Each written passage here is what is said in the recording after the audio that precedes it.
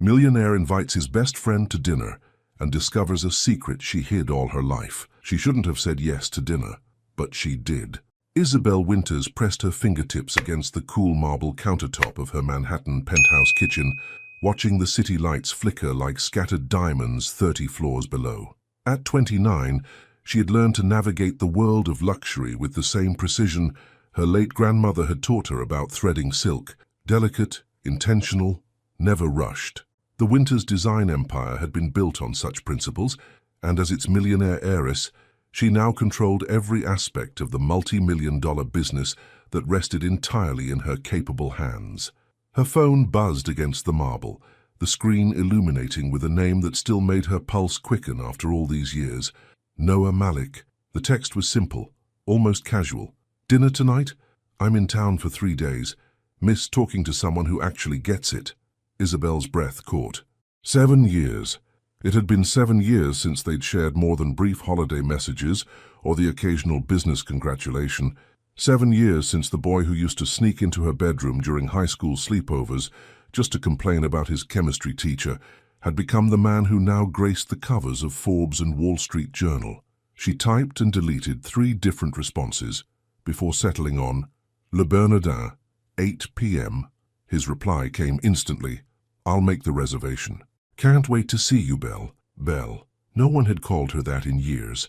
The nickname felt like a ghost from their shared past, from late-night study sessions in high school, from summer road trips to the Hamptons, where they'd debate everything from philosophy to their dreams of changing the world, back when the space between them felt safe, uncomplicated. Now, staring at her reflection in the kitchen window, Isabel wondered if that safety had been an illusion all along. She moved through her evening routine with unusual care, selecting a midnight blue silk dress that hugged her curves without being obvious about it. Her dark skin glowed against the rich fabric, and she swept her natural hair into an elegant updo that showcased the delicate gold earrings her mother had given her on her 21st birthday. As she applied her lipstick, a deep burgundy that made her full lips look even more striking, Isabel caught herself wondering what Noah would think. The thought made her hands tremble slightly, and she had to pause, gripping the edge of her vanity. "He's just a friend," she reminded herself, "your oldest friend." But even as she thought it, she knew something had shifted.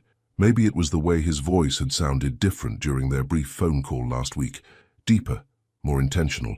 Or maybe it was the way her heart had started racing the moment she saw his name on her phone. The car service arrived precisely at 7:30. As the black sedan glided through Manhattan traffic, Isabel tried to calm the nervous energy coursing through her body. She thought about the last time she'd seen Noah in person, at his father's funeral 3 years ago. Even in grief, he had been magnetic, tall, broad-shouldered, with those piercing green eyes that seemed to see straight through everyone's carefully constructed facades. Everyone, except hers, apparently. Le Bernardin was exactly what she'd expected. Understated elegance, soft lighting, the kind of place where conversations could unfold without interruption. The maître d' led her to a corner table where she could see the entire restaurant, a habit she'd developed from years of avoiding unwanted attention. And then she saw him. Noah Malik at 36 was devastating in a way that should have been illegal. The boy she'd known had been handsome, sure, but this man was something else entirely. His dark hair was perfectly styled, but looked like he'd run his fingers through it. His tailored charcoal suit fit him like it had been crafted specifically for his athletic frame. And when he stood to greet her, that familiar crooked smile made her knees weak. "Belle," he said, and his voice was like warm honey over gravel.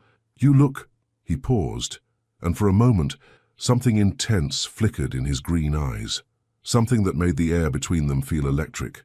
"Beautiful," he finished quietly. "You look absolutely beautiful." As he pulled out her chair, his hand briefly touched her shoulder, and the simple contact sent heat spiraling through her entire body. She'd forgotten how tall he was, how his presence could fill a room without him even trying.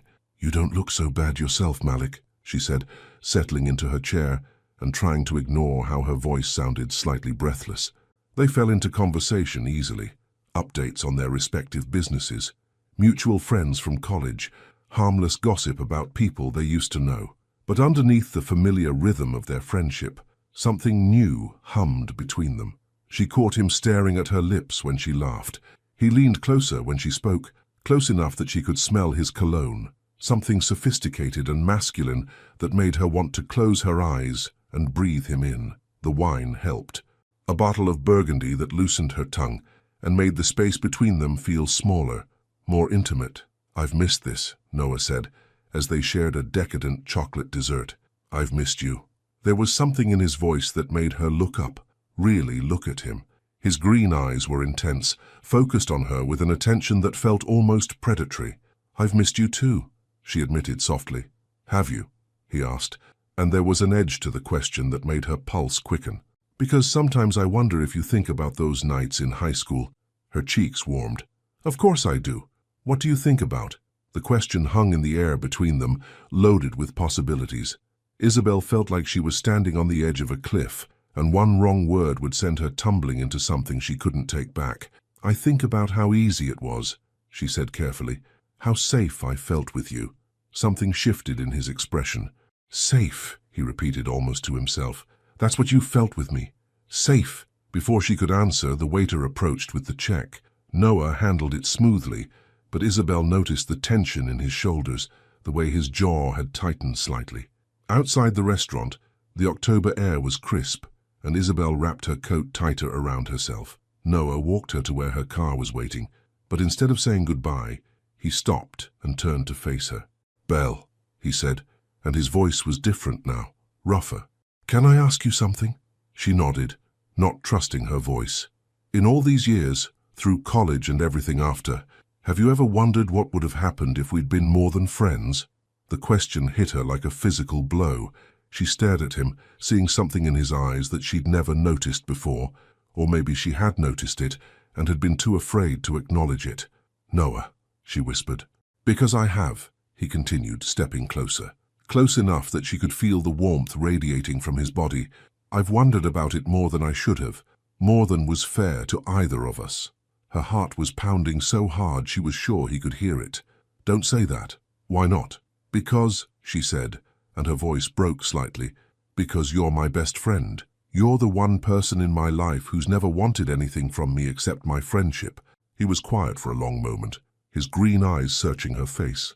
"What if that's changed?" he asked softly. The words hung between them like a challenge. Isabel felt like the ground had shifted beneath her feet, like everything she'd believed about their relationship was suddenly in question. "Has it?" she whispered. Instead of answering, he reached up and touched her face, his thumb tracing along her cheekbone with infinite gentleness. "Get in your car, Belle," he said quietly.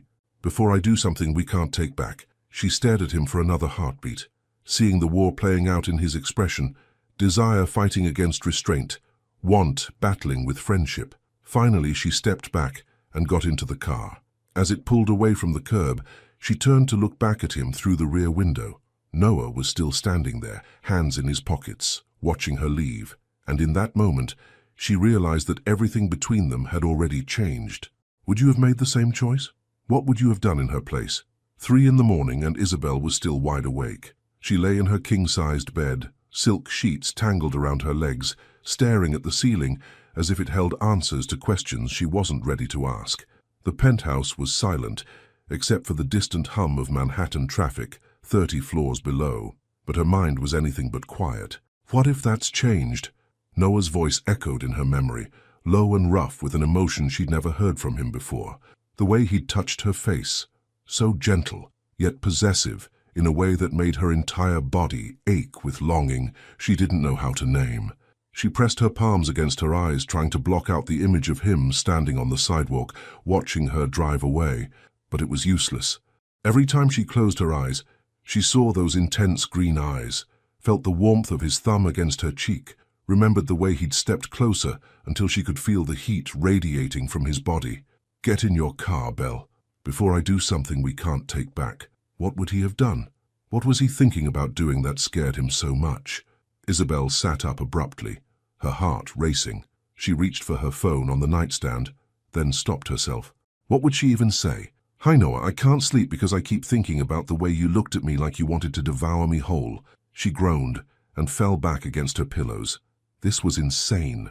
Noah was her best friend, her oldest friend, The one person in her life who'd never complicated things with romantic expectations or sexual tension, except now he had, and she didn't know how to process it. Her phone buzzed, making her jump. For a wild moment she thought it might be Noah, as if he'd sensed her thinking about him, but the screen showed her assistant's name. Sorry for the late text. Early morning client meeting moved to 9 a.m. The Anderson project files are on your desk. Isabel sighed, grateful for the distraction. The Anderson renovation was a major project, a historic brownstone in the Upper East Side that needed to be completely reimagined while preserving its original character. It was exactly the kind of challenge that usually consumed her thoughts completely, but as she tried to focus on design elements and color palettes, her mind kept drifting back to dinner, to the way Noah had ordered wine without looking at the menu, remembering that she preferred red, to how he'd laughed at her story about the demanding client who wanted her bathroom to look like Marie Antoinette's boudoir but more minimalist, to the moment when the conversation had shifted and suddenly the air between them felt charged with possibility. Have you ever wondered what would have happened if we'd been more than friends? The honest answer was yes. Of course she had. There had been moments over the years, late nights during high school when they were studying together, comfortable silences that felt loaded with meaning, times when his casual touches had made her skin burn. But she'd always pushed those thoughts away, labeled them as inappropriate, dangerous to their friendship, because losing Noah wasn't an option.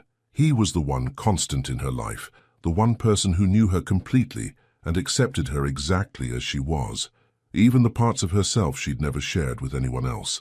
The thought made her stomach clench with anxiety. What would Noah think if he knew the truth about her? That at 29 she was still a virgin, that despite all her success and sophistication, she'd never found anyone who made her feel safe enough, special enough to share that part of herself. She'd come close once. David Richardson, a fellow entrepreneur she'd met at a charity gala 2 years ago. He'd been charming, successful, appropriately impressed by her accomplishments. They'd dated for 3 months, and he'd been patient when she wanted to take things slow. But when he'd finally pressed for more, when they'd been in his apartment and he'd started unbuttoning her dress, she'd frozen. Not because she was afraid of him, but because being with him felt wrong somehow, mechanical, like she was going through the motions of what she thought she should want rather than what she actually did want. She'd ended things the next day, kindly but firmly.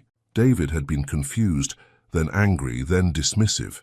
"You'll regret this, Isabel. You can't stay locked in your ivory tower forever." But she hadn't regretted it. If anything, she'd felt relieved. Now, lying in her bed and thinking about Noah, she understood why. She'd been waiting for something she couldn't name, something that felt right in her bones. Waiting for someone who looked at her the way Noah had tonight, like she was precious, like she was everything he'd been searching for without knowing it. Her phone rang, startling her out of her thoughts. The caller ID made her heart stop. Noah. For a moment, she just stared at the screen, paralyzed. Then, before she could lose her nerve, she answered. "Couldn't sleep either," she said softly, instead of hello. His laugh was low and rough. "How did you know?" "Because I know you." She curled up on her side, holding the phone close to her ear. "You're probably pacing your hotel room, analyzing everything that happened tonight like it's a business deal you need to figure out." "You know me too well," he admitted. "Belle, about tonight, don't apologize," she interrupted quickly. "Please don't apologize for being honest with me." There was a long pause. She could hear him breathing, could almost see him running his hand through his hair the way he did when he was thinking. "I'm not going to apologize," he said finally, "because I'm not sorry. I'm terrified, but I'm not sorry." Her breath caught. "Terrified of what?" "Of ruining the best thing in my life," he said simply. "Of losing you because I can't seem to see you as just my friend anymore." The vulnerability in his voice made her chest ache. This was Noah stripped of his usual confidence, his careful control. This was the boy she'd known in high school, the one who'd told her his deepest fears during those late-night conversations. "You won't lose me," she whispered. "Noah, you could never lose me. Promise me." The desperation in those 2 words broke something open in her chest. "I promise." Another pause, longer this time. "Belle," he said, and his voice was different now, deeper. "Tell me something." "What?" "Tell me you felt it too tonight. Tell me I'm not going crazy." Her heart was pounding so hard she was sure he could hear it through the phone. "You're not crazy. What did you feel?" The question hung between them, intimate and demanding. Isabel closed her eyes, remembering the electricity that had arced between them at dinner, the way her body had responded to his nearness. "I felt like I was seeing you for the first time," she admitted. "Like I'd been blind for years and suddenly I could see clearly." His intake of breath was sharp. "Jesus, Belle, I felt like you were going to kiss me," she continued, her voice barely above a whisper. "And I wanted you to. I wanted it so much it scared me." The silence that followed was charged, electric. She could hear her own heartbeat in her ears, could feel heat spreading through her body just from talking to him like this. "I wanted to," he said roughly. "God, I wanted to. I've been thinking about kissing you since the moment I saw you in that dress." The confession sent fire racing through her veins. She pressed her free hand against her chest, trying to calm her racing heart. "Noah," she breathed, "I'm coming over." The words hit her like a lightning bolt. "What? I can't do this over the phone. I need to see you. It's 3 a.m. I don't care. I need to see you, Belle. I need to know this is real." She sat up, her mind spinning. Every rational thought told her this was moving too fast, that they needed to slow down and think about what they were doing. But her heart was screaming, "Yes, yes, come to me." "Okay," she whispered. "Okay, come over. I'll tell security to let you up." She could hear him moving around, probably already grabbing his jacket. "I'll be there in 20 minutes. The line went dead, and Isabel stared at her phone in shock. What had she just done? 20 minutes. She had 20 minutes to figure out how to breathe normally again, how to prepare for whatever was about to happen between them. But as she got up and walked to her closet, searching for something to wear that didn't look like she was trying too hard, she realized she didn't want to prepare. She didn't want to think or analyze or protect herself. For the first time in her life, she wanted to jump. She settled on a soft cashmere sweater and leggings, then stood in front of her bathroom mirror, staring at her reflection. Her dark skin was flushed, her eyes bright with anticipation and nerves. She looked like a woman on the verge of something life-changing, because she was. Her phone buzzed with a text. "I'm here." Isabel took a deep breath, walked to her front door, and opened it. Noah stood in her hallway, still in his dress shirt, but with his tie gone and his sleeves rolled up. His hair was disheveled like he'd been running his hands through it, and his green eyes were wild, intense. They stared at each other for a long moment, neither moving. "Hi," she said softly. "Hi," he replied, his voice rough. And then, without another word, he stepped forward and cupped her face in his hands. His hands were trembling. Isabel could feel it as Noah's palms framed her face, his thumbs tracing the curve of her cheekbones with reverent gentleness.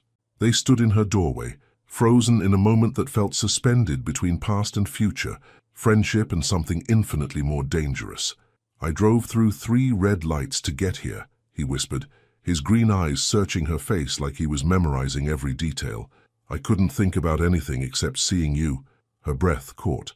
Up close, she could see the exhaustion in his features, the way his usually perfect hair was mussed from running his hands through it. But underneath the tiredness was something that made her knees weak, raw, honest desire. "Noah," she breathed, and his name on her lips sounded different now, intimate, like a prayer. "Tell me to leave," he said roughly. "Tell me I'm crazy for coming here, and I'll walk away right now. I'll pretend this never happened." But even as he said the words, his thumbs continued their gentle caress, and she could see in his eyes that leaving was the last thing he wanted to do. "I can't," she whispered. "I can't tell you to leave because I don't want you to."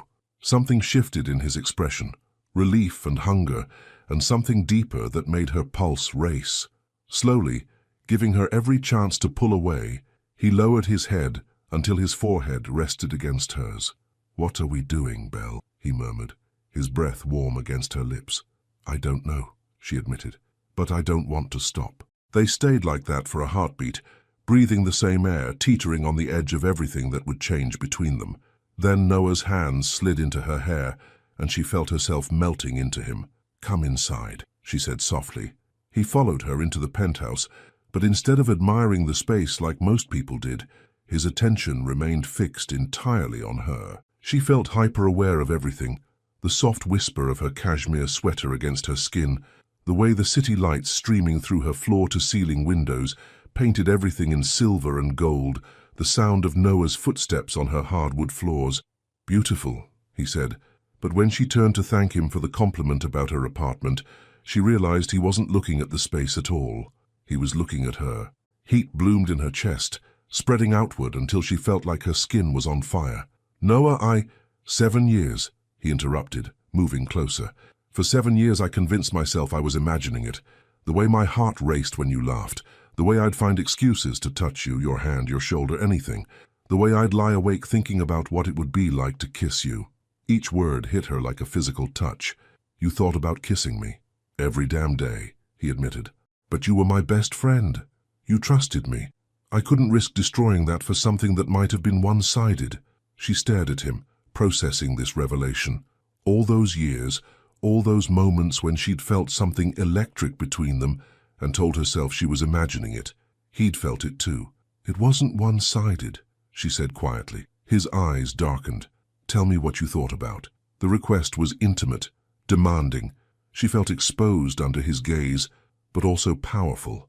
This confident, successful man was looking at her like she held the answers to questions he'd been asking himself for years. "I thought about your hands," she admitted, her voice barely above a whisper, "about what they would feel like touching me, really touching me." His breathing became audible. "Where?" The question sent liquid heat pooling low in her belly. She reached out and took one of his hands in both of hers, marveling at how large it was, how strong. His fingers were long and elegant, the hands of a man who built empires, but could also be infinitely gentle. "Everywhere," she whispered. Noah made a sound low in his throat, part groan, part prayer. "Belle, if you keep talking like that, I won't be able to control myself. Maybe I don't want you to." The words hung between them, bold and reckless. Isabel couldn't believe she'd said them, but she didn't take them back. She was tired of being careful, tired of protecting herself from wanting something this desperately. Noah stared at her for a long moment, and she watched something shift in his expression. The careful restraint he'd been maintaining began to crack. "Do you have any idea what you're saying?" he asked roughly. "I'm saying I trust you," she replied simply. "I'm saying I've been waiting my whole life for someone to make me feel the way you make me feel." "How do I make you feel?" "Safe," she said. "Cherished. Like I'm the only woman in the world." He closed his eyes briefly, as if her words caused him physical pain. When he opened them again, they were blazing with intensity. "You are," he said fiercely. "For me, you are the only woman in the world." Before she could respond, he kissed her. It wasn't the gentle, tentative first kiss she might have expected. It was hungry, desperate. Years of suppressed longing poured into the connection of their lips. His hands tangled in her hair, angling her head so he could deepen the kiss, and she melted against him completely. She'd been kissed before, but never like this. Never with such focused intensity, like she was air and he was drowning. Her hands fisted in his shirt, pulling him closer, and he groaned into her mouth. When they finally broke apart, both breathing hard, Isabel felt like the world had shifted on its axis. "Jesus," Noah breathed, resting his forehead against hers. "I knew it would be incredible, but that was perfect," she finished. He smiled then, that crooked grin she'd loved since college, but now it was tinged with something possessive that made her stomach flutter. "I want to take you on a proper date," he said suddenly. "I want to court you the way you deserve, but right now all I can think about is kissing you again." She laughed softly. "Then kiss me again." This time, when their lips met, it was slower, more exploratory. She could taste the wine from dinner on his tongue, could feel the barely leashed strength in his hands as they skimmed down her back. Everything about him was intoxicating. His scent, his warmth, the way he touched her, like she was something precious. Her hands found the buttons of his shirt, and she fumbled with the first one before he caught her fingers. "Wait," he said, his voice strained. She looked up at him, confused and suddenly self-conscious. "Did I do something wrong?" "No," he said quickly, bringing her hand to his lips and pressing a kiss to her palm. "God, no, you're perfect.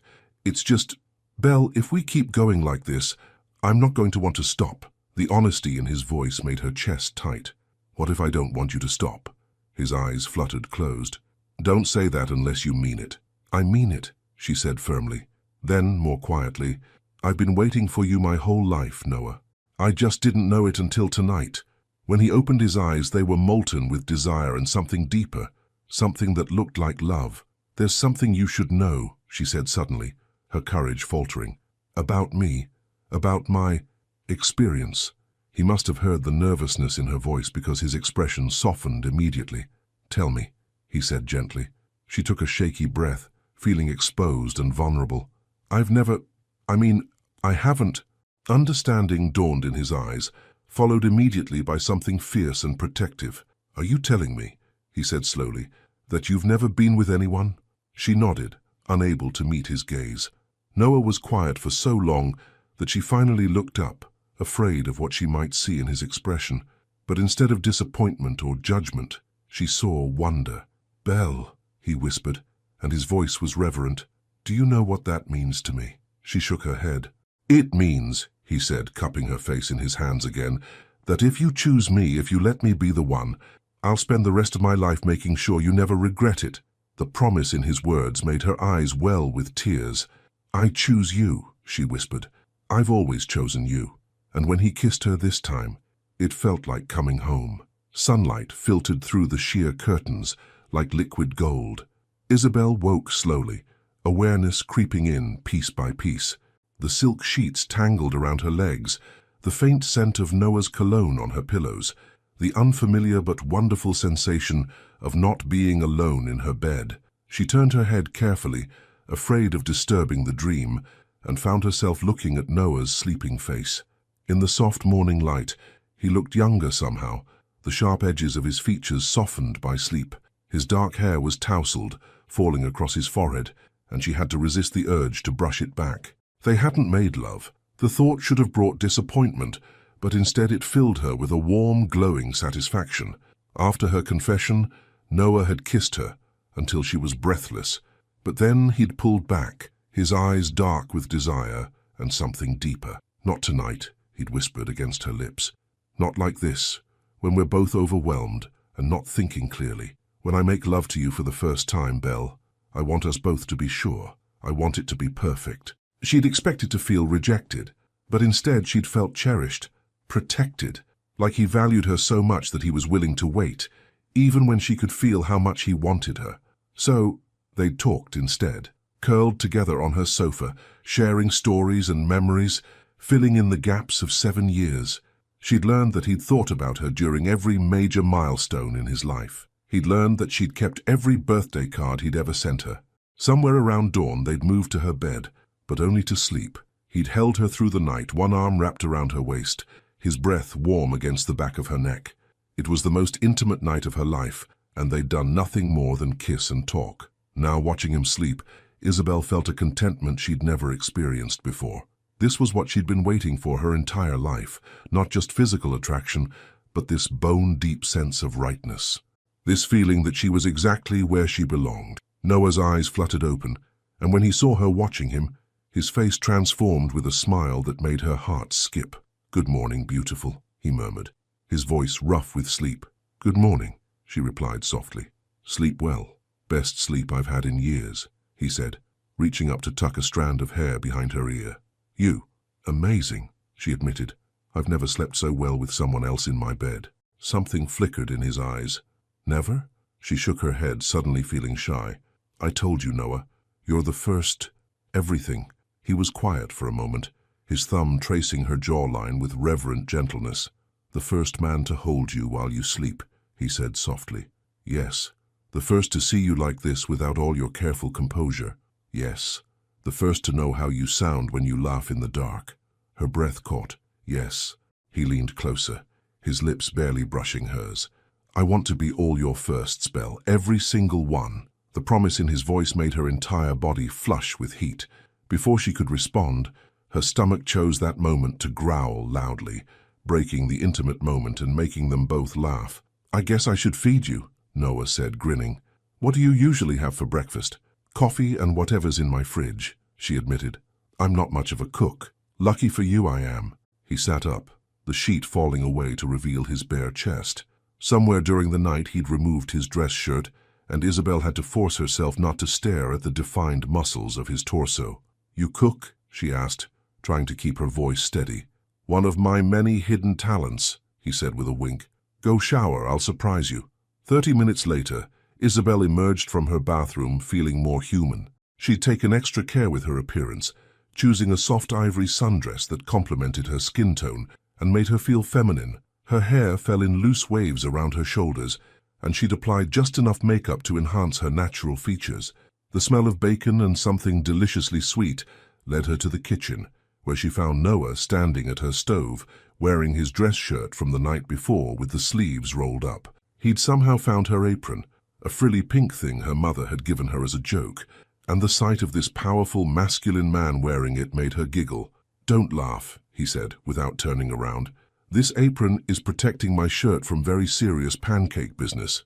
"Pancakes?" she asked, moving to stand beside him. "Not just any pancakes," he said proudly, flipping one with professional ease. "My grandmother's recipe. She taught me when I was 12 and declared that any man who couldn't feed a woman properly wasn't worth her time." "Smart woman." "The smartest," he agreed. She also said that the way to know if a woman was worth keeping was to see how she looked in the morning without makeup and fancy clothes. Isabel felt suddenly self-conscious. "And?" He turned to face her fully, his eyes taking in every detail of her appearance. She said if she was even more beautiful than the night before, she was the one. Her heart stopped. "Noah, you're stunning, Belle," he said quietly. "Last night you were gorgeous, but this morning, seeing you soft and natural and trusting enough to let me into your space like this, you're absolutely breathtaking." She felt tears prick her eyes. "You can't just say things like that." "Why not?" "Because it makes me want to do dangerous things." "Like what?" he asked, moving closer. "Like tell you I'm falling in love with you," she whispered. The pancake turner fell from his hand, clattering onto the counter. Noah stared at her, his eyes wide. "Belle," he breathed. "I know it's too soon," she said quickly. "I know we just figured this out, and we should take things slow and be sensible, but I can't help how I feel. I've been falling in love with you for years without realizing it, and last night just made me see what was already there." He was across the kitchen in 2 strides, cupping her face in his hands. "Say it again," he demanded. "What?" "Tell me you're falling in love with me." His intensity made her pulse race. "I'm falling in love with you, Noah Malik." "Good," he said fiercely, "because I'm already completely gone. I've been in love with you since college, Belle. I just convinced myself it was friendship because I was too scared to risk losing you." "You love me," she whispered. "I love your intelligence. I love your kindness. I love the way you scrunch your nose when you're concentrating. I love that you still wear those ridiculous fuzzy slippers from sophomore year. I love that you keep everyone at arm's length except for me." His thumbs traced her cheekbones. "I love everything about you, and I'm terrified that you're going to realize you can do so much better than me." "Better than you?" she said incredulously. "Noah, you're incredible. You're successful and brilliant and gorgeous and kind, and somehow you've been my best friend for over a decade. There is no better than you. Promise me something," he said suddenly. "Anything. Promise me we won't let fear ruin this. Promise me that if things get complicated or scary, we'll talk to each other instead of running away." The seriousness in his voice told her this promise mattered more than anything. "I promise," she said solemnly. "But Noah, you have to promise me something too." "What?" "Promise me you won't treat me like I'm fragile just because I'm inexperienced. I'm not made of glass. I want this. I want us. And I don't want you holding back because you think you need to protect me from my own choices." He studied her face for a long moment. "You're sure?" "I've never been more sure of anything in my life." Something shifted in his expression, and when he kissed her this time, it was different. Still gentle, but with an undercurrent of possession that made her knees weak. "In that case," he murmured against her lips, "I should probably turn off the stove before I forget about breakfast entirely and focus on more important things." She laughed, feeling giddy and alive and more herself than she'd ever been. "What could be more important than your grandmother's pancakes?" His eyes darkened with promise. "You're about to find out." But just as he reached for the stove, her phone rang from the counter.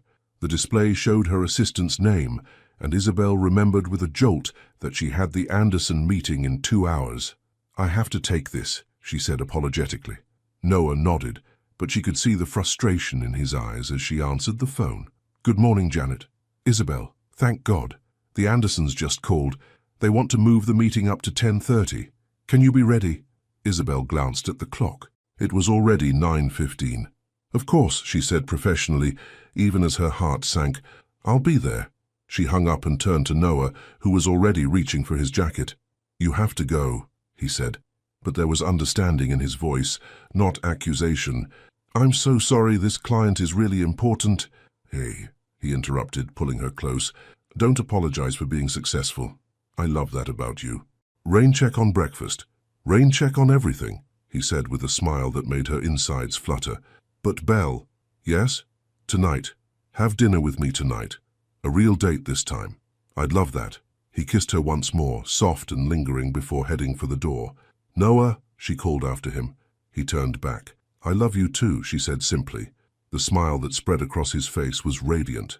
And as the door closed behind him, Isabel realized that her perfectly ordered life had just become beautifully, wonderfully complicated. Would you have made the same choice? What would you have done in her place? She changed outfits 3 times and still felt nervous.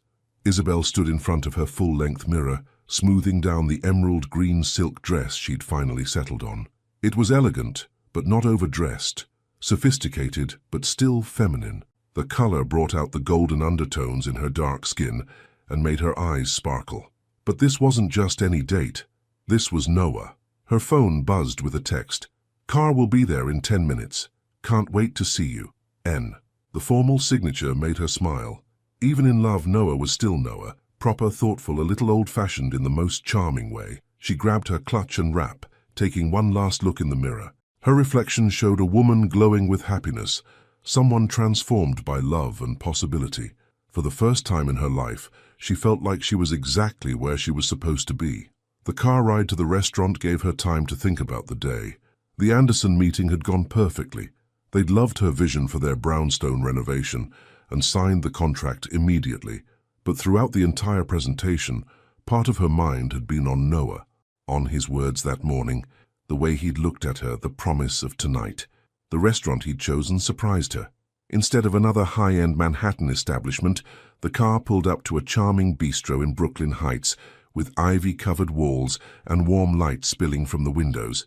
It was intimate, romantic, but also relaxed, the kind of place where they could talk for hours without feeling rushed.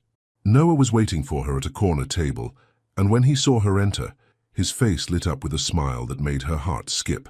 He stood to greet her, looking devastatingly handsome in a navy suit that fit him perfectly, but it was the way he looked at her, like she was the most beautiful thing he'd ever seen, that made her feel breathless. You look incredible, he said softly, kissing her cheek. That color is perfect on you. You clean up pretty well yourself, she replied, letting him pull out her chair.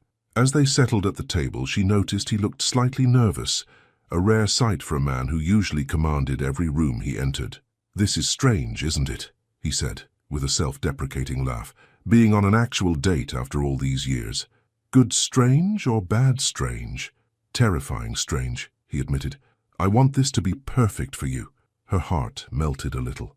Noah, it's just me. You don't have to be nervous. That's exactly why I'm nervous, he said quietly. Because it's you. Because this matters more than anything I've ever done. Before she could respond, the waiter appeared to take their drink order. Noah ordered wine, a bottle of Sancerre that she remembered mentioning she liked during a dinner they'd shared years ago in college. You remembered, she said, touched.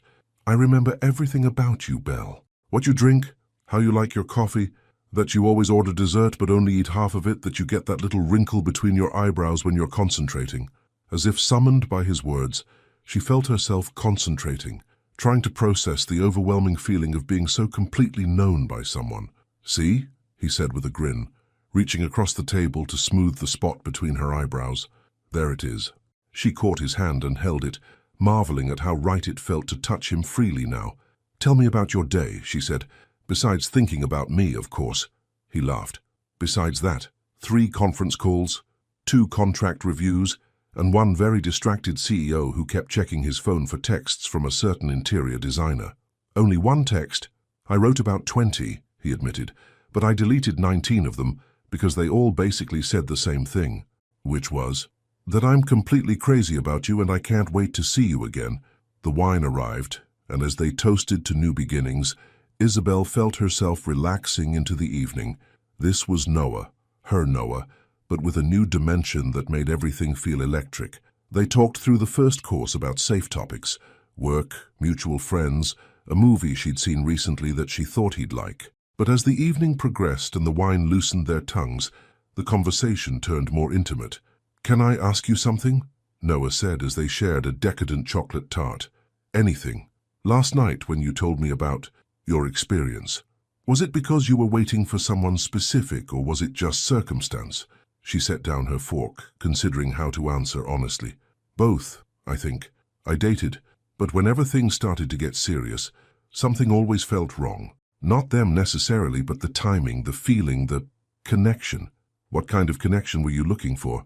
"The kind where I could be completely myself," she said simply, "where I didn't have to perform or pretend or be anything other than who I really am. Where someone saw all of me, the good and the complicated and the messy, and wanted me anyway." Noah's eyes were intense as he listened.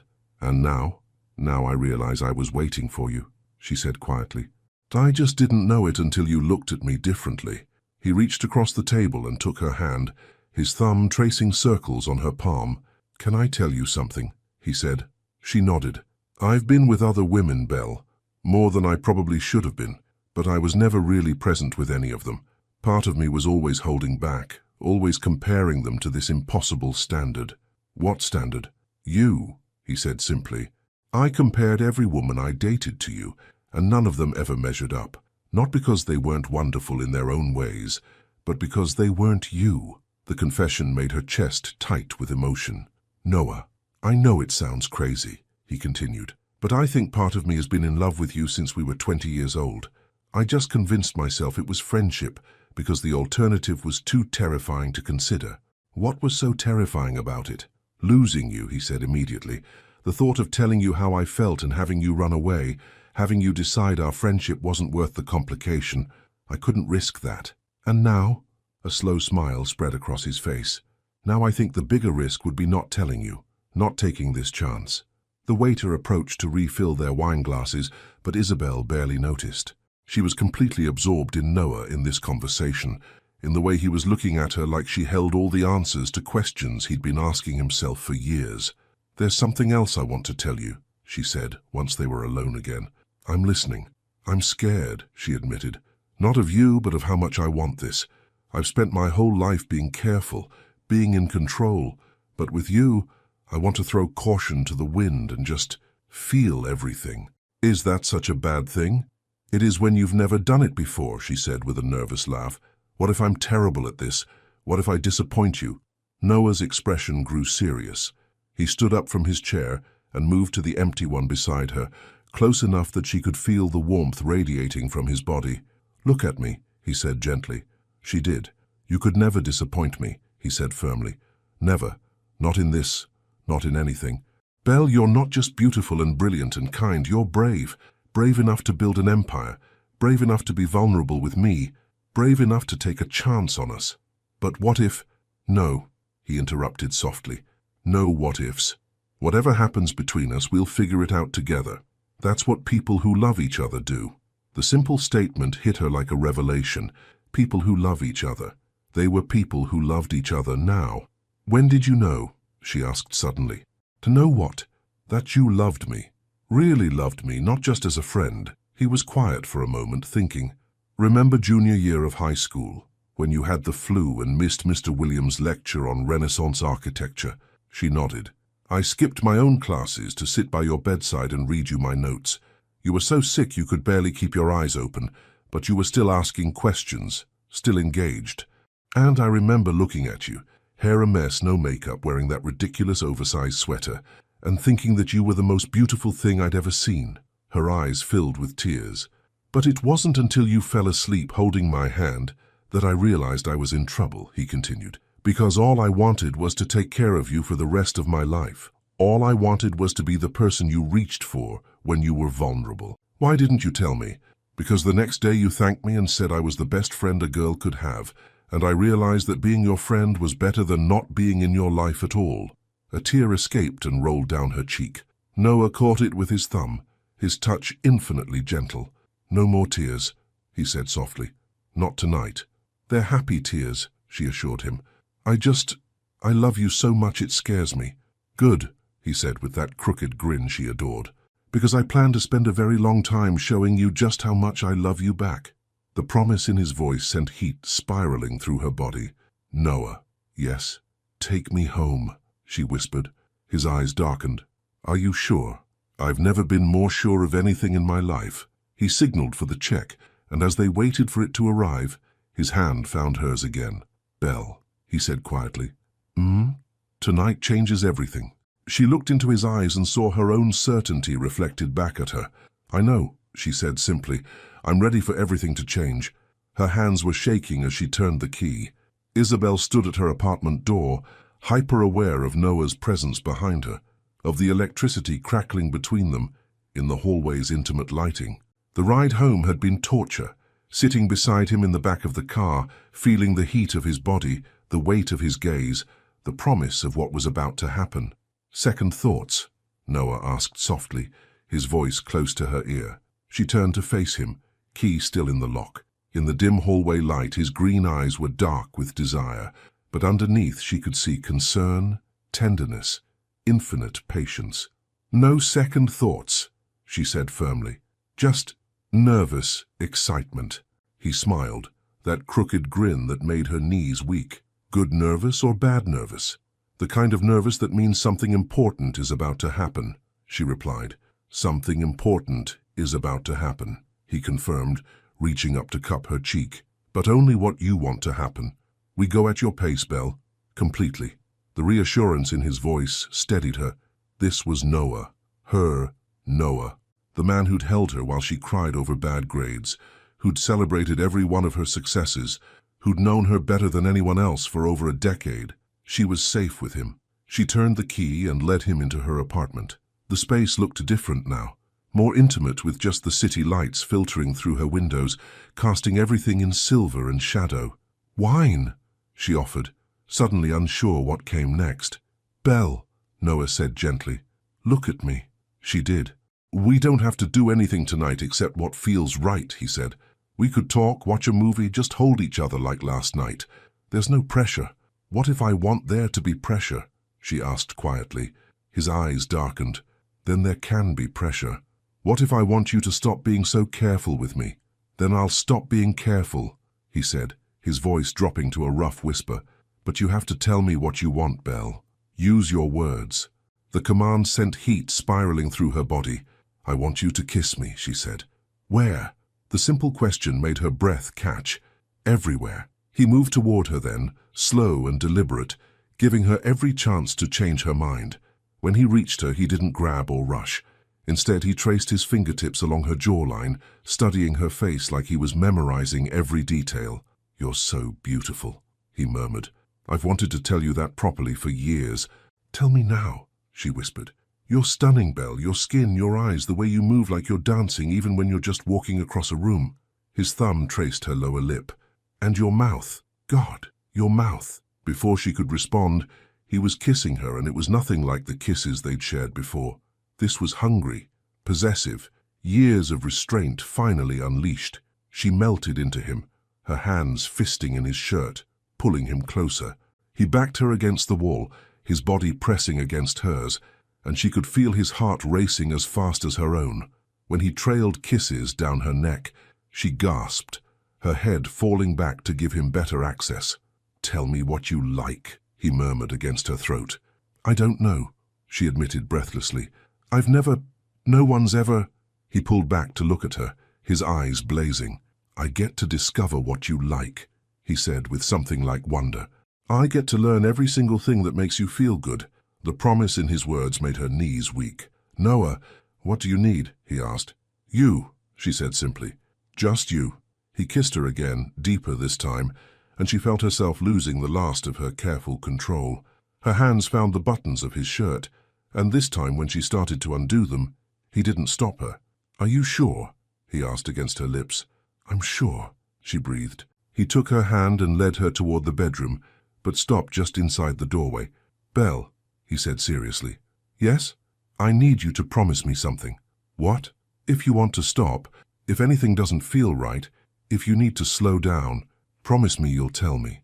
Promise me you won't try to push through discomfort just because you think you should." The earnestness in his voice made her chest tight with emotion. "I promise." "Good," he said, and then his mouth was on hers again and she was lost.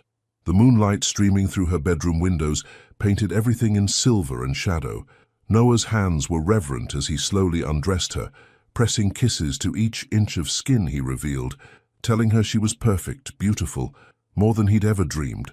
When it was her turn to explore him, to run her hands over the defined muscles of his chest and shoulders, he groaned like she was torturing him in the most exquisite way. "You have no idea what you're doing to me," he said roughly. "Show me," she whispered, and he did. He was patient, gentle, attentive to every sound she made, every reaction. He mapped her body with his hands and mouth until she was trembling, until she understood for the first time why people wrote poetry about this, why they risked everything for it. When he finally moved over her, his weight settling between her legs, she felt a moment of nerves. "Hey," he said softly, noticing immediately. "Where did you go?" "Nowhere," she said quickly. What if I disappoint you?" "Impossible," he said firmly. "Belle, look at me." She did. "This isn't about performance," he said. "This is about us, about love, about finally being together the way we were meant to be. You could never disappoint me. Promise?" "Promise," he said, and kissed her until her fears dissolved into need. When they came together, it was with a tenderness that brought tears to her eyes. There was a moment of discomfort, but Noah held her through it, whispering words of love and encouragement until the pain gave way to something else entirely. "Okay?" he asked, his voice strained with the effort of holding still. "More than okay," she breathed, and began to move. What followed was a revelation. Every touch, every kiss, every whispered endearment built something between them that transcended the physical. It was communion, connection, the final piece of a puzzle that had been incomplete for years. When she finally shattered in his arms, calling his name like a prayer, he followed her over the edge and she understood what it meant to be claimed, to claim someone in return. Afterward, they lay tangled together, her head on his chest, his fingers combing gently through her hair. "That was," she began, then stopped, unable to find words. "Perfect," he finished. "You were perfect." She lifted her head to look at him. Was it good for you? I know I don't know what I'm doing." He silenced her with a kiss. "Belle, that was the most incredible experience of my life, not because of technique or experience, but because it was you, because I love you more than I thought it was possible to love anyone." She felt tears prick her eyes. "I love you too. No regrets. Only one," she said, tracing patterns on his chest. His body tensed. "What?" "That we waited so long," she said with a smile. The relief in his laughter made her giggle. "We have time to make up for it," he said, rolling her beneath him again. "Is that a promise, Mr. Malik?" "That," he said, lowering his head to kiss her again, "is a guarantee." As he began to show her exactly what he meant, Isabel realized that everything in her carefully ordered life had just been beautifully, irreversibly changed, and she had never been happier. She woke up in his arms and wondered if she was dreaming. The morning light was softer today, filtered through clouds that promised rain later. Isabel lay perfectly still, afraid that moving would break the spell of this perfect moment. Noah's arm was wrapped around her waist, his breathing deep and even against her neck. She could feel his heartbeat against her back, steady and reassuring. Everything had changed last night. She could feel it in her body, in the new awareness of her own skin, in the way she fit against him like she'd been made for this exact spot. But more than the physical changes, something deeper had shifted. The careful walls she'd built around her heart had crumbled completely, leaving her exposed and exhilarated and more herself than she'd ever been. Noah stirred behind her, pressing a soft kiss to her shoulder. "Good morning, beautiful," he murmured, his voice rough with sleep. "Good morning," she replied, turning in his arms to face him. He looked at her with such tenderness that her breath caught. "How do you feel?" She considered the question seriously. How did she feel? Different, transformed, like she'd been living in black and white and suddenly the world was in vivid color. "Perfect," she said simply. His smile was radiant. "No regrets?" "Not a single one." She traced the line of his jaw with her fingertip. "You? Belle," he said seriously. "Last night was the best night of my life. How could I have regrets about that?" Before she could respond, her phone began buzzing insistently on the nightstand. She groaned, recognizing the ringtone. "Janet," she said apologetically to Noah, then answered. "Good morning. Isabel, thank God you're awake. We have a situation." The tone in her assistant's voice made Isabel sit up straighter. "What kind of situation?" "The Fox project. The contractors found water damage behind the master bathroom wall. It's extensive. They need you on site immediately." Isabel's heart sank. The Fox renovation was a massive project, a Park Avenue penthouse that was supposed to be finished in 3 weeks for their return from Europe. "How bad is it?" "Bad enough that we might need to push the timeline back by a month, maybe more." Isabel closed her eyes, already calculating the implications. "I'll be there in an hour." "There's more," Janet continued. "Mrs. Fox called. She heard about the delay from the contractors and she's not happy. She wants to meet with you today." Of course she did. Susan Fox was one of Manhattan's most demanding clients, and she didn't handle surprises well. "Schedule it for this afternoon," Isabel said with a sigh. "I'll figure something out." She hung up and turned to find Noah watching her with understanding eyes. "Crisis?" he asked gently. "The kind that could cost me a very important client," she said, already getting out of bed to look for clothes. "I'm so sorry, Noah. I have to—" "Hey," he interrupted, catching her hand and pulling her back down to sit on the edge of the bed. "Don't apologize for being successful. This is who you are, Belle. This drive, this dedication to your empire, it's part of what I love about you. But it's our first morning after everything. And I'm running off to deal with water damage and angry clients." He smiled, tucking a strand of hair behind her ear. "There will be other mornings. Hopefully many, many other mornings." The promise in his words made her heart flutter. "You're not upset?" "I'm disappointed that I don't get to spend the day with you," he said honestly. "But upset? Never. I knew what I was getting into when I fell in love with Isabel Winters, millionaire empire builder." She kissed him then, soft and grateful. "I love you." "I love you too, now go. Show Mrs. Fox why she hired the best designer in the city." 40 minutes later, Isabel stood in the Fox penthouse, surveying the damage with the contractors. It was worse than Janet had described. What should have been a simple bathroom renovation had uncovered decades of hidden water damage that had compromised the entire wall structure. "How long to fix it properly?" she asked the lead contractor. 6 weeks minimum, he replied grimly. "So we have to rebuild the entire wall, check for damage in adjacent rooms, maybe redo some plumbing." Isabel rubbed her temples, feeling a headache coming on. The Foxes were supposed to return from their European tour in 3 weeks for their anniversary party. The party that was supposed to showcase their newly renovated penthouse. Her phone buzzed with a text from Noah. "Thinking of you. Whatever it is, you'll fix it. You always do." The simple message made her smile despite the chaos around her. She typed back quickly, "Thank you. We'll call you later." His immediate response, "I'll be waiting." The warmth his words gave her lasted exactly until Susan Fox arrived. "Miss Winters," Susan said, sweeping into the penthouse in a cloud of expensive perfume and barely contained fury. At 65, she was an elegant woman with silver hair and sharp blue eyes that missed nothing. "I've just returned from lunch with the Astors, who informed me that their renovation was completed ahead of schedule. Imagine my surprise to learn that mine is now behind schedule." "Mrs. Fox," Isabel began diplomatically, "I understand your frustration. This type of hidden damage is unfortunately unpredictable." "What I understand," Susan interrupted, "is that I hired you because you promised excellence. What I'm seeing is incompetence." The unfair accusation stung, but Isabel kept her voice professional. "I assure you we're going to fix this issue and deliver a result that exceeds your expectations." "How?" "The anniversary party is in 3 weeks. I have 200 guests coming to see our newly renovated home, including several potential clients for your firm, I might add." There it was, the subtle threat. Susan Fox's social circle included half of Manhattan's elite. Her endorsement could make careers. Her disapproval could break them. "I have some ideas," Isabel said carefully. "If you'll give me 24 hours, I can present you with a solution that will allow us to proceed on schedule." Susan's eyes narrowed. 24 hours.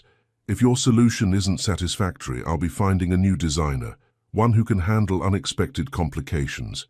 After Susan left, Isabel slumped against the wall, exhaustion hitting her like a wave. She'd been running on adrenaline and coffee since arriving, and the stress was finally catching up with her. Her phone rang. Noah. "How's my empire builder holding up?" he asked, and she could hear the smile in his voice. "Not great," she admitted, then told him about Susan's ultimatum. "What are you thinking for a solution?" "I don't know yet. I need to completely redesign the approach, find a way to work around the damaged area while the repairs happen. It's possible, but it'll require 12-hour days for the next 3 weeks and about 6 minor miracles." "You can do it," he said simply. "How do you know?" "Because I've watched you pull off impossible things before. Remember senior year when Mr. Davis said your architecture project couldn't be done in 1 semester? Despite everything, she smiled. "I finished it in 10 weeks. "Exactly. You don't just meet challenges, Belle. You demolish them." His faith in her was like a lifeline. "I might be working around the clock for the next 3 weeks. Then I'll bring you coffee and make sure you eat real food," he said without hesitation. "Noah, you have your own company to run. You can't just—" "Watch me," he interrupted gently. "We're a team now, remember. Your challenges are my challenges." The words hit her harder than they should have. She'd been independent for so long, handling every crisis alone, that the idea of having someone in her corner felt almost foreign. "I don't want to be a burden," she said quietly. "Belle," he said, and his voice was serious now. "Look at me. I mean it. Look at me." She glanced around the empty penthouse, confused. "Noah, I'm not—" "Close your eyes and look at me," he said softly. She did, picturing his face, those intense green eyes. "You are not a burden," he said firmly. "You are not too much. You are not asking for more than you deserve. You are the woman I love, and supporting you through challenges isn't a favor I'm doing you, it's a privilege." Tears pricked her eyes. "How do you always know exactly what to say?" "Because I know you. And I know that brilliant mind of yours is probably trying to convince you that needing help makes you weak." He was right, of course. Needing help doesn't make you weak, Belle. It makes you human. And letting me help you, that's what people who love each other do. "I love you," she said, the words carrying all her gratitude and wonder and fear. "I love you too. Now go solve the unsolvable. I'll pick up dinner and meet you at your apartment at 8. "What if I'm not done by 8? "Then I'll wait," he said simply. After hanging up, Isabel stood in the damaged penthouse, feeling something she hadn't experienced in years, the knowledge that she wasn't facing this challenge alone. It was terrifying. It was also the most wonderful feeling in the world. She pulled out her laptop and began working on the impossible solution that would save her client relationship and prove that love and ambition could coexist, even if she had no idea how to make either one work. He arrived with Thai food and a solution. Isabel looked up from her laptop as Noah entered her apartment at exactly 8 o'clock, carrying takeout bags and wearing the kind of confident smile that usually meant he'd figured something out. She'd been staring at architectural drawings for 3 hours, trying to redesign an entire penthouse renovation around a damaged wall, and her brain felt like it was melting. "Please tell me that's pad thai," she said, pushing back from her dining table that had become mission control for Operation Save Susan Fox. "Pad thai green curry, and those spring rolls you love," he confirmed, setting the bags down and immediately moving to massage her shoulders. "How's the impossible project coming along?" She leaned into his touch, feeling some of the tension leave her body. "Still impossible. I've run through 12 different design approaches, and none of them work with the timeline. Susan wants elegance, functionality, and her anniversary party in 3 weeks. Pick 2.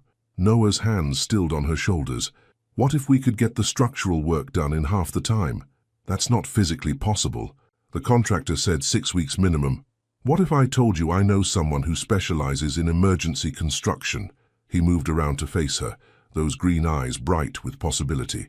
"Someone who's done similar work for me before, but on an expedited timeline." Isabel stared at him. "Noah, what are you thinking?" "I'm thinking," he said, sitting down across from her, "that while you've been focusing on the design challenge, I've been thinking about the logistics challenge. And I may have made some phone calls." "What kind of phone calls?" He grinned, that boyish expression that made her heart flutter. "The kind that millionaires make when the woman they love needs a miracle." Noah, she said slowly. What did you do? I called Wesley Webb. He runs Webb Emergency Construction. They specialize in high-end crisis renovations, hotels that need to reopen after flooding, penthouses with structural damage, that sort of thing. They're expensive, but they're fast. Isabel felt her pulse quicken. How fast? 2 weeks, maybe less if we throw enough resources at it. She stared at him, hardly daring to hope. Noah, that would solve everything. But Susan already has contractors. Who gave her a 6-week timeline, he pointed out. What do you think she'll say when you present her with an option that gets her anniversary party back on track? Isabel's mind was racing. If they could actually fix the structural damage in 2 weeks, she could redesign around a functioning space instead of trying to work around the problem. It would mean completely scrapping her current approach, but it would work, she breathed. God, Noah, it would actually work. There's more, he said, and something in his voice made her look at him sharply. More? Wesley owes me a favor. A big one. I helped him secure the permits for his daughter's wedding venue when the city was being difficult, so he's willing to bump other projects and start immediately. When you say immediately, tomorrow morning. Isabel's mouth fell open. Tomorrow? Noah, that's impossible. Susan would need to approve the change, fire her current contractors, work out the logistics. Already handled, he said calmly. What do you mean, already handled? Noah pulled out his phone and showed her a text message. Wesley is meeting with Susan tomorrow at 9 a.m. to present his proposal. I may have also mentioned that this approach would actually cost less than her current timeline, since we'd avoid the delay penalties and rush charges her current contractors would eventually hit her with. Isabel stood up so abruptly, her chair scraped against the floor. You called Susan Fox? Without asking me? The sharp edge to her voice made Noah's confidence falter slightly. Belle, I was trying to help by going around me to my client. She began pacing, anxiety and anger warring in her chest. Noah, this is my business, my reputation, my relationship with Susan. I know that, he said, standing as well. That's why I made sure to position it as your solution, implemented through connections you had access to through me. You still get all the credit. That's not the point. She turned to face him, frustration boiling over. The point is that you made decisions about my business without consulting me. What if Susan hates the idea? What if she thinks I'm unprofessional for bringing in outside help? What if this Wesley person can't actually deliver? Noah's jaw tightened. Wesley always delivers, and Susan Fox is a businesswoman. She'll see the logic in a solution that gets her what she wants faster and cheaper. You don't know that. I know enough, he said, and there was an edge to his voice now. I know how these people think, Belle. I've been dealing with clients like Susan Fox my entire career. The words hit her like a slap. Clients like Susan Fox? What's that supposed to mean? It means high-net-worth individuals who care about results more than egos, he said. It means people who appreciate efficiency and innovation. It means you think you know my business better than I do. The silence that followed was heavy, charged with the kind of tension that could break things. That's not what I meant, Noah said quietly. Isn't it? Isabel wrapped her arms around herself, suddenly feeling exposed. You saw me struggling, and instead of talking to me about it, you decided to fix it yourself. You used your connections, your money, your influence to solve my problem. Our problem, he corrected. You said we were a team. A team discusses strategy before making moves, she shot back. Her team doesn't have one member making executive decisions without consulting the other. Noah ran his hand through his hair, frustration evident in every line of his body. I was trying to support you. I was trying to show you that you don't have to carry everything alone. By taking control away from me. By giving you options you wouldn't have had otherwise. They stared at each other across the living room, both breathing hard, both realizing that they'd stumbled into their first real fight. Isabel closed her eyes, trying to process her emotions. She was grateful. Of course she was grateful. Noah had potentially solved an impossible problem, but underneath the gratitude was something darker, more complicated. I've spent my entire career proving that I can handle anything, she said quietly, building a reputation based on my ability to solve problems, to deliver results, to be reliable. And the first time I'm really struggling, you swoop in to save me. I wasn't saving you, Noah said, his voice gentler now. I was helping you save yourself. By doing what I couldn't do on my own. By doing what we couldn't do on our own, he corrected. Belle, neither of us could have solved this problem alone. You have the design genius, I have the connections. Together we have a solution. She wanted to stay angry. It would be easier than admitting that he might be right, that maybe accepting help didn't make her weak. What if it doesn't work? She asked. What if Wesley can't deliver, or Susan hates the approach, or something goes wrong? My name is on this project, Noah. If it fails, it's my reputation that suffers. Then we'll figure out another solution, he said simply. Together. We, he confirmed, moving closer. Belle, I'm not going anywhere. Whatever happens with this project, whatever challenges come next, we face them together. That's what being partners means.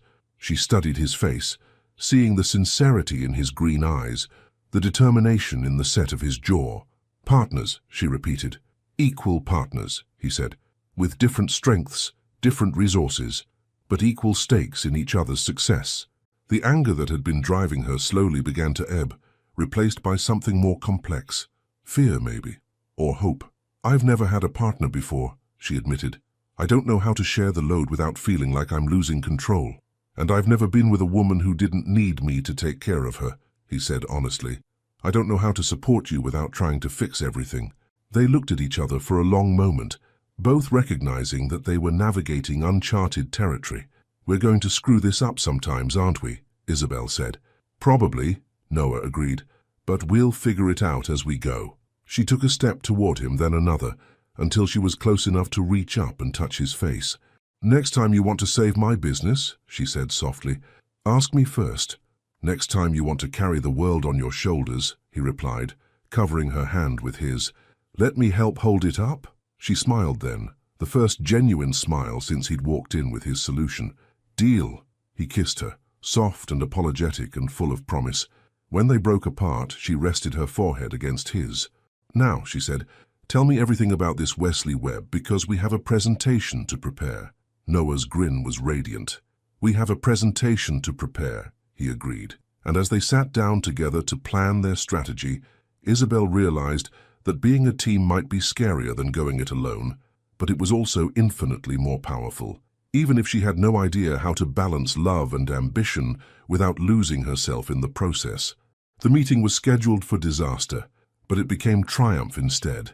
Isabel stood outside the Fox penthouse at 8:50 a.m., clutching her portfolio and trying to calm her racing heart. Beside her, Noah checked his watch with the practiced calm of a man who'd closed billion-dollar deals before breakfast. They'd spent half the night preparing for this moment, running through every possible scenario, every potential objection Susan might raise. She's going to love it, Noah said quietly, noticing her nerves. You don't know that. I know you, he replied simply, and I know that what we've put together is brilliant. Before Isabel could respond, the elevator opened and Wesley Webb stepped out.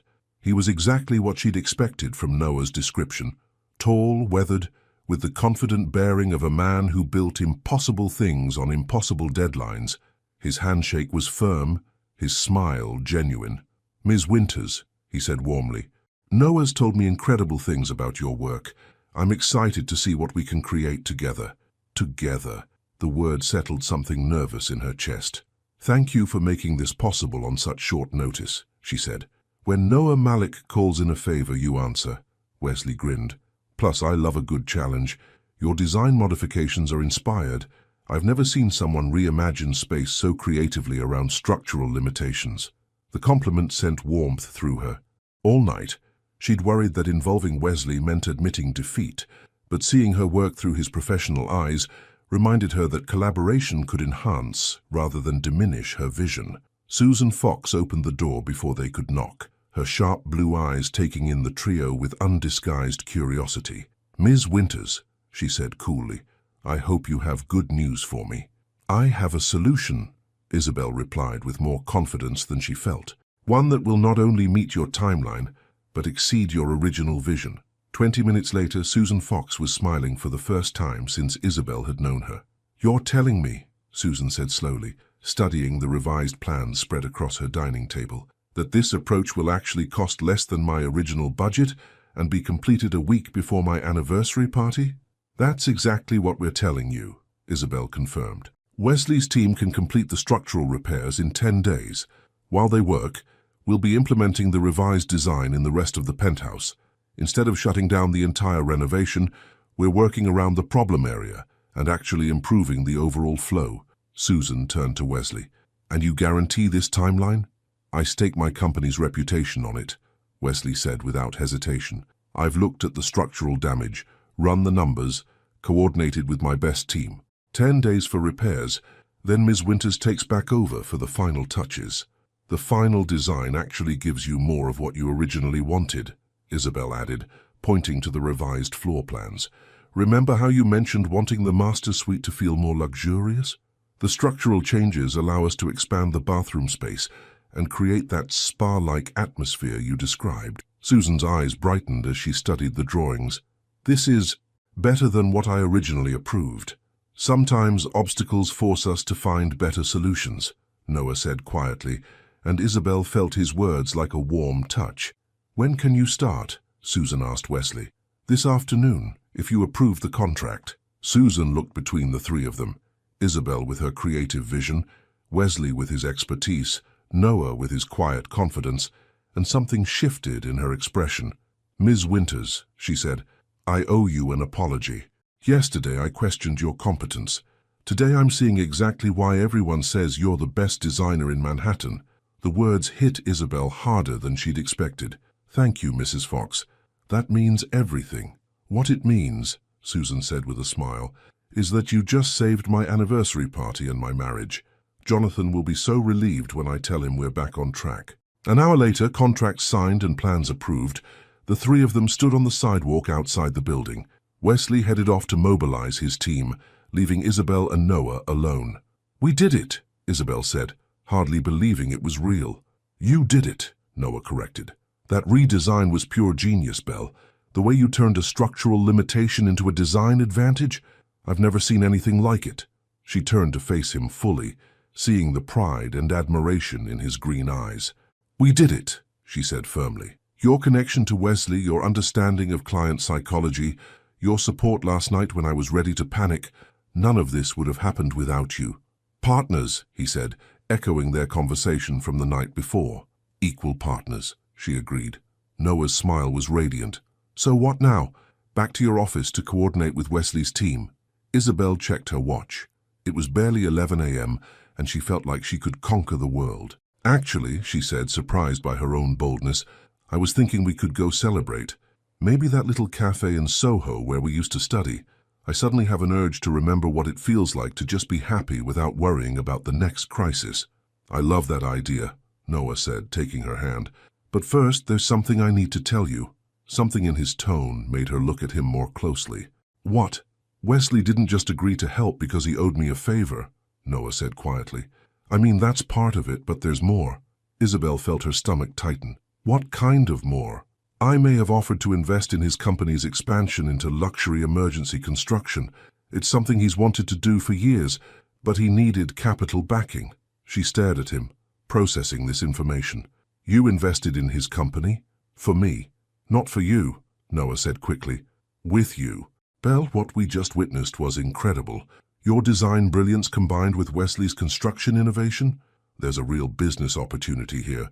Emergency luxury renovations for high-end clients who can't afford delays. Her mind was spinning. You want us to go into business together? I want us to explore the possibility, he said carefully. But only if it's something you want. Only if you think we can be business partners without it destroying what we have personally. Isabel looked at him. This man who'd just helped her save her biggest client, who'd seen her work and immediately envisioned expanding it, who was offering to risk his own money on their combined potential. That's terrifying, she said honestly. Good terrifying or bad terrifying? The kind of terrifying that usually means you're about to do something life-changing, she replied. Noah stepped closer, his hands framing her face with familiar gentleness. I love you, Belle, he said seriously. Whether we ever do business together or not, whether this works out or doesn't, I love you exactly as you are. This offer isn't about changing us. It's about growing together. She felt tears prick her eyes. I love you too, and yes. Yes? Yes to exploring the business opportunity. Yes to taking risks together. Yes to seeing what we can build when we stop being afraid of our own potential. His kiss was fierce and joyful, right there on the Manhattan sidewalk, and Isabel didn't care who saw them. When they broke apart, both breathing hard, Noah rested his forehead against hers. "So," he said with that crooked grin she adored, "ready to become a power couple in business and love?" "I'm ready for anything," she said, surprised to realize she meant it completely, "as long as we're doing it together." As they walked hand in hand toward the cafe where their love story had really begun, Isabel realized that the careful, controlled life she'd built was evolving into something bigger, scarier, and infinitely more beautiful. She was no longer just Isabel Winters, successful designer. She was half of something powerful, something that could change everything. And for the first time in her life, that didn't terrify her. It thrilled her. 3 weeks later, she found the ring. Isabel wasn't snooping. She was looking for Noah's phone charger in his nightstand drawer when her fingers brushed against the small velvet box. Her breath caught as she pulled it out, hands trembling slightly as she opened it to reveal a stunning vintage diamond ring, clearly chosen with infinite care and love. The magnitude of what she was holding hit her like a physical blow. This wasn't just a ring. This was Noah's intention to propose. This was forever, spelled out in platinum and diamonds. She snapped the box shut and put it back exactly where she'd found it, but her heart was racing and her hands wouldn't stop shaking. Marriage. Noah wanted to marry her. The thought should have filled her with joy, but instead a complicated tangle of emotions rose in her chest. Love, yes, overwhelming love, but also fear, panic, the sudden crushing weight of expectation and permanence. She was still processing the discovery when Noah emerged from the shower, towel wrapped around his waist, dark hair damp and tousled. The sight of him, gorgeous, beloved, planning a future she wasn't sure she was ready for, made her chest tight with conflicting emotions. "Hey," he said, noticing her expression immediately. "Everything okay?" "Fine," she said quickly, turning away to hide the turmoil in her eyes. "Just thinking about the Anderson project timeline." It was a lie. The Anderson project was going perfectly, just like everything else in her life had been for the past 3 weeks. The Fox renovation had been completed flawlessly, earning her 3 new high-profile clients. Wesley's partnership with Noah was developing into something genuinely exciting. Her relationship with Noah had deepened into something she'd never imagined possible. Everything was perfect. So why did she feel like she was suffocating? "Belle," Noah said gently, moving behind her and placing his hands on her shoulders. "Talk to me. What's really going on?" The concern in his voice nearly broke her resolve. She wanted to turn around, fall into his arms, tell him about the ring and how much she loved him and how terrified she was of losing herself in this beautiful life they were building together. Instead, she stepped away from his touch. "I need some air," she said, grabbing her jacket. "I'm going for a walk. I'll come with you." "No," she said sharply, then softened her tone when she saw the hurt flash across his face. "I just need to think. Alone." She was out the door before he could respond, leaving Noah standing in his bedroom, confused and concerned and completely unaware that his entire future hung in the balance. Isabel found herself in Central Park, sitting on the same bench where she and Noah had shared countless conversations since they were teenagers. The irony wasn't lost on her.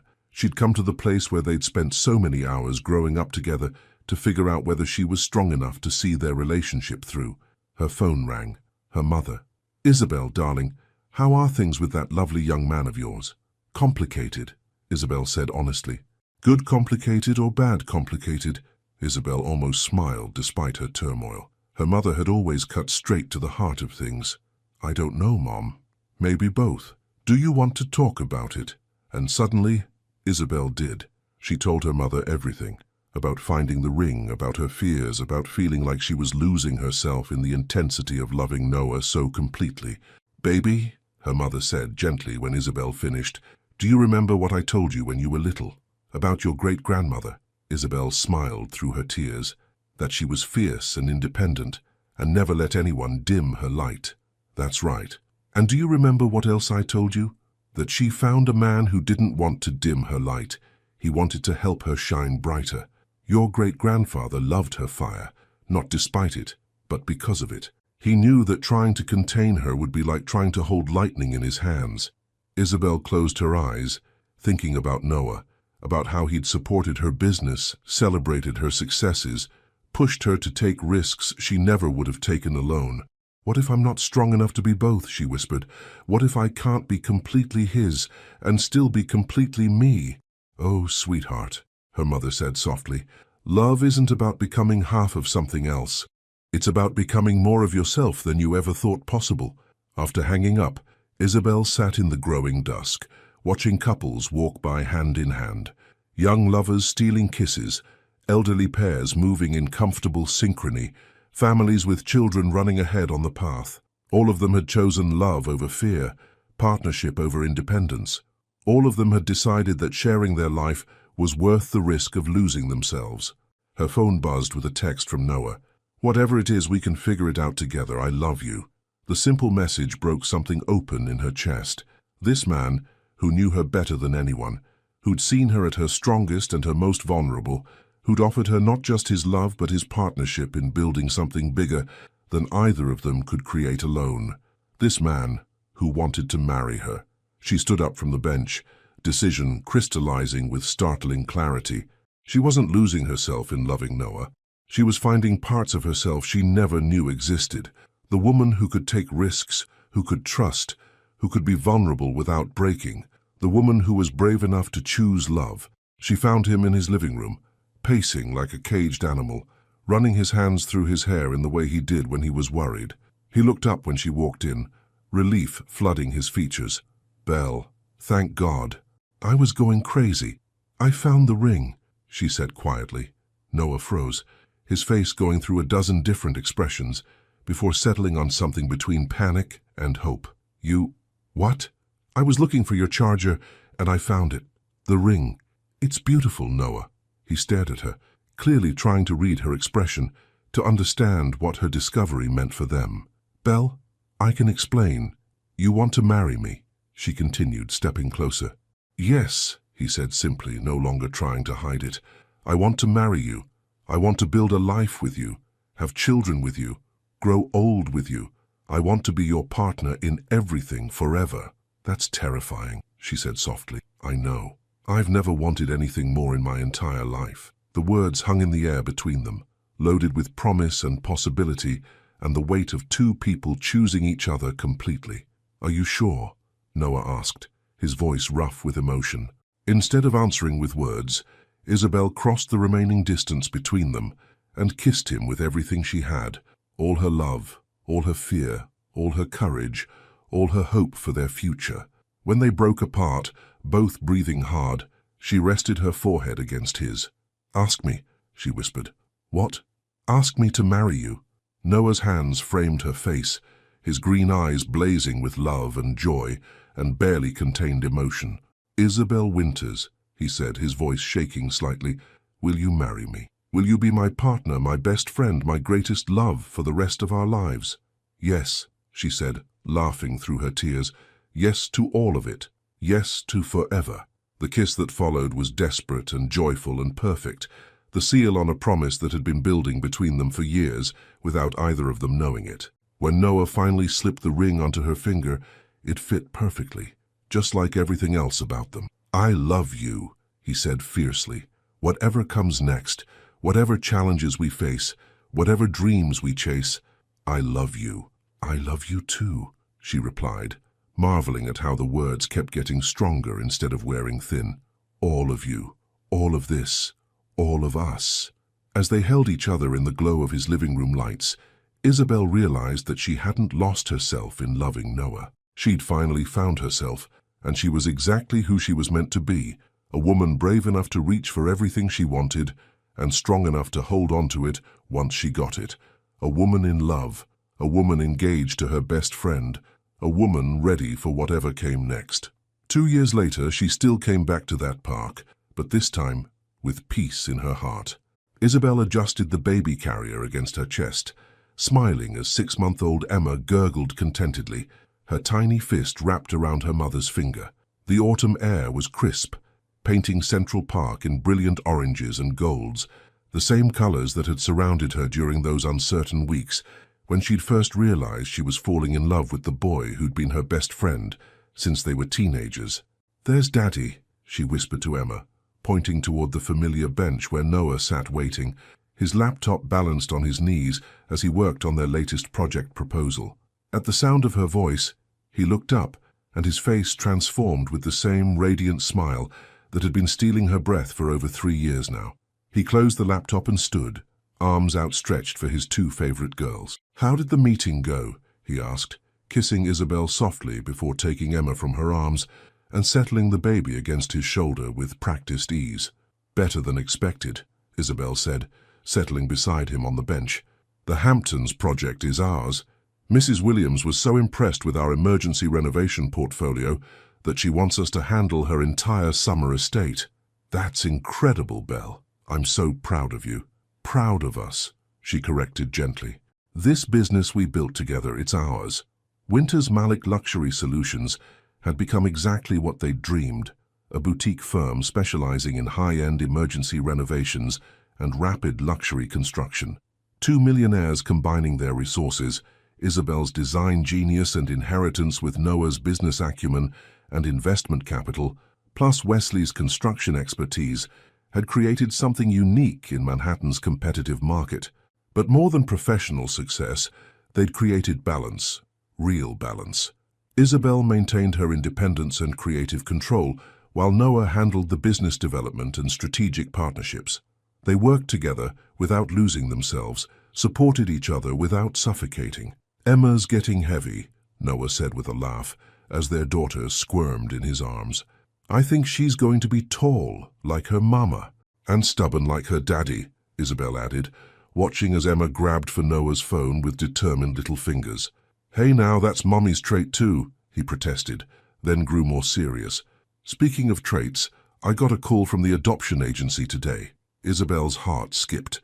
They'd been on the waiting list to adopt a second child for 8 months, wanting to give Emma a sibling close in age. "And there's a little boy, 3 months old. His birth mother specifically requested a family like ours, successful, stable, able to provide opportunities." Noah's voice was careful, trying not to get her hopes up too high. "They want to meet us next week." Tears pricked Isabel's eyes.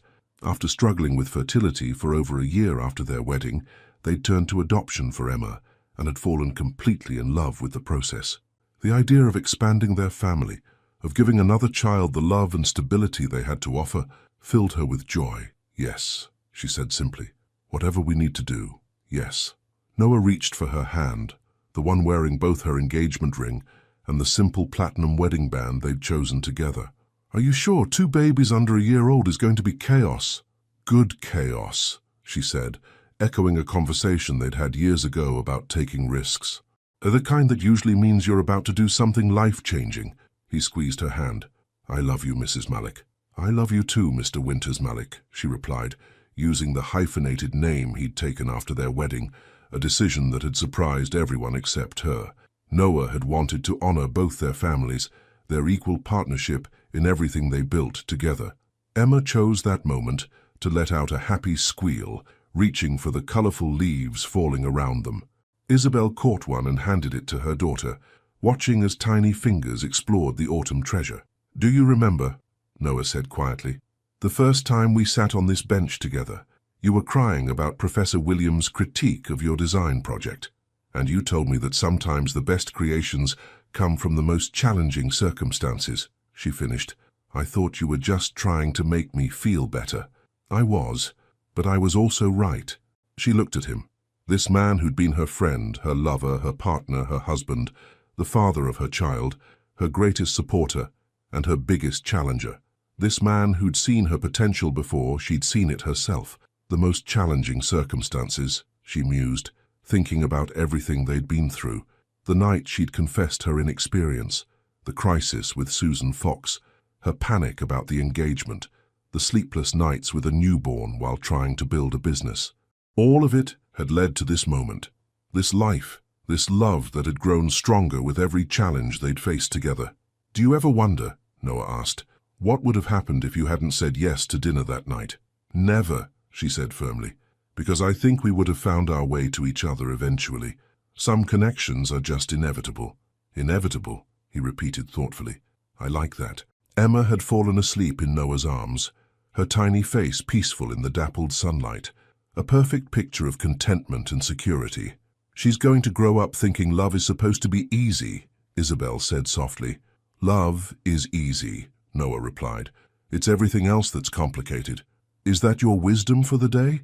That's my wisdom for life, he said, kissing her temple. Love the right person, and everything else becomes manageable. As they sat together in comfortable silence, Isabel thought about the woman she'd been 3 years ago. Successful, independent, carefully guarded against anything that might threaten her control over her own life. That woman had been brave in her own way, building an empire from determination and talent. But this woman, the one who'd learned to trust, to risk, to love without reservation, this woman was fearless. She'd learned that strength wasn't about carrying everything alone. It was about knowing when to lean on someone who would never let you fall. Ready to go home? Noah asked as the sun began to set, painting the sky in shades of pink and gold. Ready, she said, but as they gathered their things, she turned back to look at the bench one more time. This place where she'd cried over broken dreams and celebrated new ones, where she'd first realized she was falling in love with her best friend, where they'd had their first fight as a couple and their first real conversation about forever. Thank you, she whispered to the memory of all those moments. For what? Noah asked. For being patient with me while I figured out how to be brave enough for this, she said, gesturing between them, encompassing everything, their love, their marriage, their family, their shared dreams. Belle, he said seriously, you were always brave enough. You just needed to believe it. As they walked through the park toward home, toward the life they'd built together through love, partnership, and the courage to keep choosing each other every single day, Isabel realized something profound. She hadn't just found her happy ending. She'd found her beginning. The beginning of a love story that would last a lifetime, built on the foundation of friendship, strengthened by challenge, and sustained by the simple, revolutionary act of two people who chose to grow together instead of apart. And in the growing dusk of a perfect autumn evening, with her husband's hand in hers and their daughter sleeping peacefully between them, Isabel Winters Malik knew that every risk, every fear, every moment of doubt had been worth it. Because this was everything. The end. Thank you for following Isabel and Noah's journey. Your participation means a lot to the channel. Please share your thoughts in the comments. Would you have made the same choices? What part of their story resonated most with you? Thank you so much for watching until the end. If you enjoyed this story, don't forget to subscribe to the channel, leave a like, and comment your thoughts. Your participation is very important to us. See you next time.